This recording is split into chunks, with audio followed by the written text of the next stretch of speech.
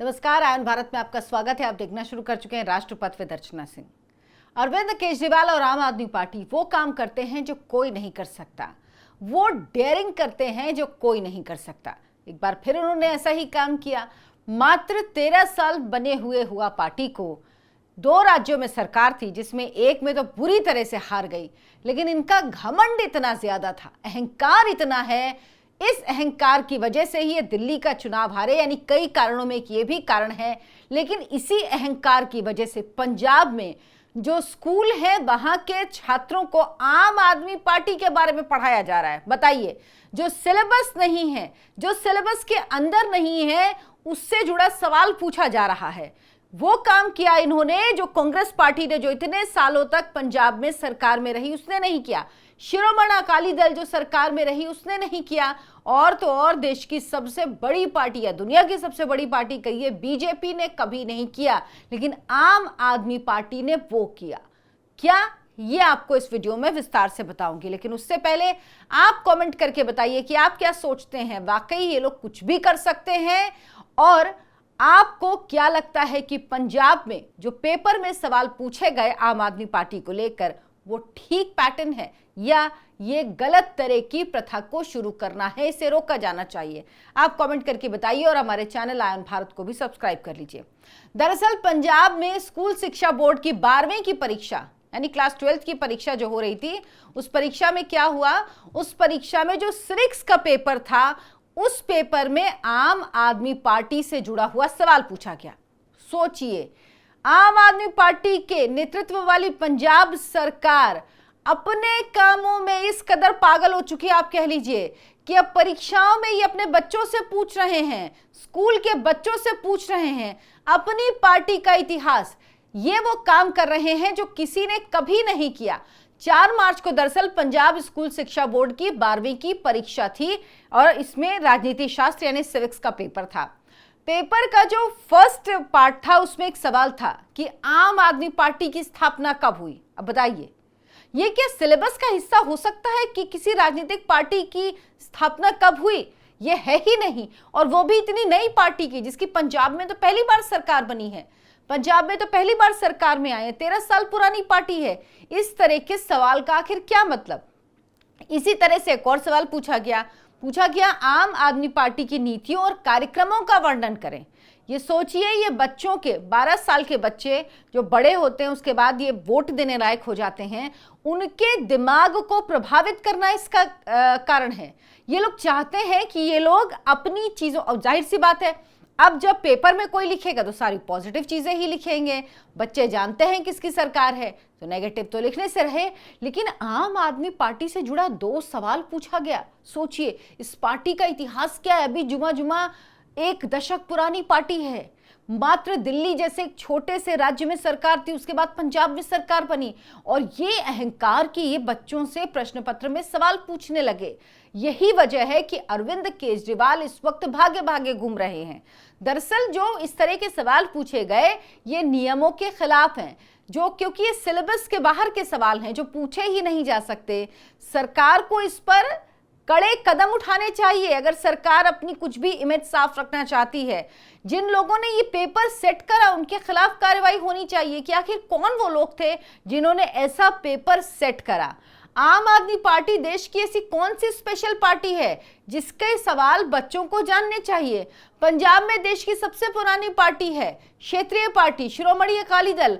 उस पार्टी के मौजूद होने के बावजूद, सरकार में होने के बावजूद, कभी ऐसा सवाल नहीं पूछा गया। कांग्रेस से जुड़ा क्या कोई सवाल इस पेपर में पूछा गया? क्या किसी और पार्टी से जुड़ा सवाल पूछा गया? नहीं पूछा गया। तो भाई क्या वजह है कि आम आदमी पार्टी से जुड़ा सवाल इसमें पूछा गया, लेकिन ये लोग इस बात का जवाब नहीं देंगे। दरअसल ये लोग जो कहते हैं ना, कि हमेशा से समझिए कि इनकी मानसिकता, और ये किसकी है, ये अरविंद केजरीवाल की मानसिकता है, वही इनकी पार्टी के सारे नेताओं में है, जिसमें इनको ये लगता था कि हम सर्वश्रेष्ठ हैं, हम ही एकमात्र हैं जिन पर लोग भरोसा करेंगे, लोग हमें ही वोट करेंगे, हम सच बोले, हम झूठ बोले, हम लोगों को बरगलाएं, लेकिन लोग हमारी ही बात मानेंगे।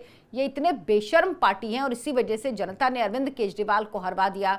आम आदमी पार्टी दिल्ली में हार गई, 22 सीट पर सिमट कर रह गई, 62 सीट से 40 सीट नीचे आ गई। लेकिन अकल इन लोगों को नहीं आती है।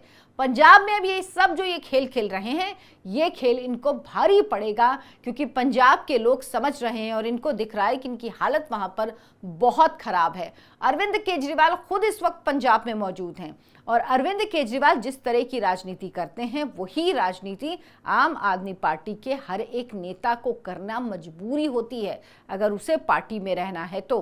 अभी तो यही गनीमत थी कहिए, अगर इनकी दिल्ली में सरकार रह जाती ना तो तय मानिए अगली बार जो सवाल आता ना पाठ्यक्रम में, लोग बच्चों को जो पूछा जाता सवाल, वो सवाल ये भी हो सकता था कि अरविंद केजरीवाल के बारे में बताइए, वो कितने महान नेता हैं, वो कितने अच्छे इंसान हैं, कितना दिल्ली ने विकास किया उनके मुख्यमंत्रित्व काल में। ये सब पूछ सकते थे ये लोग, कोई बड़ी बात नहीं है।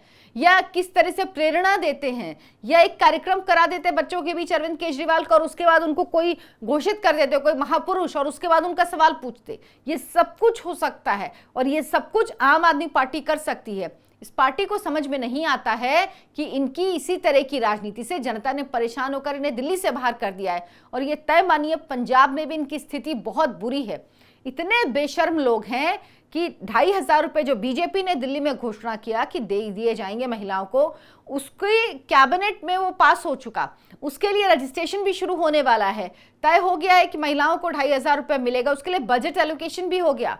लेकिन ये लोग कह रहे हैं कि पूरा नहीं किया, 8 तारीख को पूरा करना था। मोदी जी के वादे सिर्फ जुमले होते हैं। आप ये बताइए, पंजाब में तो आपने वादा किया था कि हर महिला को 1,000 रुपए देंगे, 3 साल हो गए नहीं दिए गए। और जब दिल्ली चुनाव से पहले अरविंद केजरीवाल से सवाल पूछा गया तो बेशर्माई से क्या जवाब दे रहे हैं, 3 साल हुए ना, नहीं दिया है। हमने ये थोड़ी कहा था कि हम कब देंगे, हम हो सकता है कि अगले चुनाव से 1 महीने पहले दे दें। इतने बेशर्म लोग ये कह रहे हैं कि दिल्ली में 2,500 रुपए महिलाओं को नहीं दिए जा रहे हैं। इतने बेशर्म हैं ये। इनको दिख रहा है कि पंजाब में इनकी सरकार भी मुश्किल में है, इसीलिए भगवंत मान ने जो अभियान शुरू किया ड्रग्स के खिलाफ, फाइट अगेंस्ट ड्रग्स, और इसका पूरा क्रेडिट अरविंद केजरीवाल ले रहे हैं। अरविंद केजरीवाल ही इस पूरी मुहिम में नजर आ रहे हैं। भगवंत मान को किराने कर दिया गया है, उनका कहीं नाम कोई नहीं ले रहा, उनको लेके कोई हैशटैग नहीं चलाया जा रहा। जो हैशटैग चल रहे हैं वो अरविंद केजरीवाल को लेकर चल रहे हैं। जहां गुणगान गाया जा रहा है वहां अरविंद केजरीवाल का गाया जा रहा है। और अगर कहीं मजबूरी है कि मुख्यमंत्री का जिक्र करना हो तो वहां आम आदमी पार्टी की सरकार का जिक्र किया जाता है। अरविंद केजरीवाल इस वक्त बेताब है, मुंह छुपा के घूम रहे हैं, लोगों को मिल नहीं रहे हैं। उनके तमाम मंत्री मुंह छुपा के घूम रहे हैं। और आतिशी जो दिल्ली में विपक्ष की नेता हैं, ये इतने बेशर्म हैं कि इन्होंने एक मुद्दे को, बाबा साहब भीमराव अंबेडकर के फोटो को मुद्दा बना लिया और भगत सिंह की, और उसके बाद ये लोग सदन में ही नहीं गए। सीएजी की 2 रिपोर्ट पेश हुई, जो सदन चल रहा था दिल्ली विधानसभा का, जो सत्र चल रहा था, लेकिन ये लोग उसमें नहीं शामिल हुए। क्यों? किस मुंह से शामिल होते? इनको पता है ना इनके काले कारनामे कैसे हैं। एक के बाद एक देखते जाइए। अगर कहीं ये दिल्ली जीतते तो इन्होंने क्या और अति करनी थी पंजाब में भी, लेकिन अब शायद इनको थोड़ी समझ आई, यही उम्मीद हम करते हैं। लेकिन इस तरह के पेपर जिसने सेट किए उस पर कार्रवाई होनी चाहिए। वैसे भगवंत मान तो महान मुख्यमंत्री हैं, जिनके यहाँ एक मंत्री 2.5-3 साल तक बिना विभाग का रहता है और मुख्यमंत्री को पता ही नहीं होता कि ये मंत्री बिना विभाग का, उसका विभाग बदल दिया जाता है, पता ही नहीं चलता मुख्यमंत्री को, मंत्री को भी पता नहीं होता है। 2.5 साल 3 साल बाद आंख खुलती तो ऐसी सरकार का आप क्या कहेंगे? ऐसी सरकार का आप क्या करेंगे? राम भरोसे चल रही है और इन लोगों को लग रहा था चलती रहेगी, लेकिन अब जब दिल्ली में नैया डूबी है तो डर पंजाब में भी लग रहा है। आप क्या सोचते हैं इस पर कमेंट करके बताएं। वीडियो को लाइक करें, शेयर करें। हमारे चैनल आय ऑन भारत को सब्सक्राइब जरूर कर लें। धन्यवाद, नमस्कार।